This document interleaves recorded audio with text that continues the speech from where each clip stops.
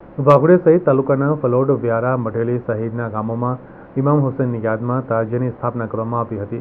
ત્યારે મહોરમના 10મા ચાંદમા દિવસે એટલે કે આશુરાના દિવસે તાજિયાને ઠંડા કરવામાં આવ્યા હતા। વાઘોડિયામાં તાજિયાના જુલુસ નીકળ્યા હતા। આ સમયે કોમી એકતા પણ જોવા મળી હતી। તાજિયા વિસર્જન દરમિયાન કોઈપણ જાતની તકલીફ ના પડે તે હેતુથી વાઘોડિયા મામલતદાર દ્વારા રોડ ચેકિંગ કરી રોડ રસ્તાઓની સાફ સફાઈ કરાવી હતી।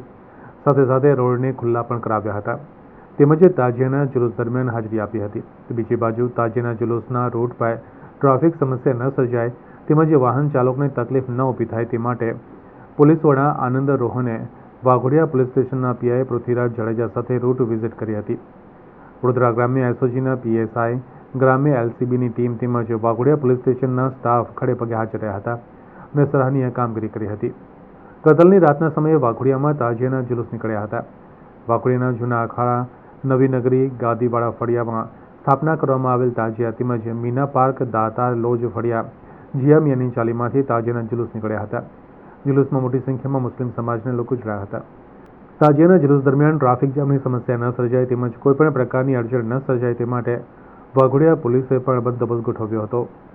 હસન અને હુસૈન અને એમનો સારો કબીલો એમને સત્યને માટે પોતાનું શહીદી ઓરી લીધી અને આજનો આ દિવસ આશુરા દિવસ તરીકે મનાવવામાં આવે છે। મિત્રો, આજના આપણા ભારત દેશમાં જ્યારથી બીજેપી સરકારનું પ્રશાસન આવ્યું છે અને આપના લોકલાડીલા માનનીય વડાપ્રધાન શ્રી નરેન્દ્રભાઈ મોદી સાહેબના નેતૃત્વ હેઠળ સમગ્ર દેશની અંદર દરેક ધર્મના દરેક તહેવારો અમન અને શાંતિથી ઉજવાઈ રહ્યા છે। એ એમની પ્રશંસનીય કામગીરી છે કે જ્યારથી સત્તા પર આવ્યા છે ત્યારથી આ દેશની અંદર એક પણ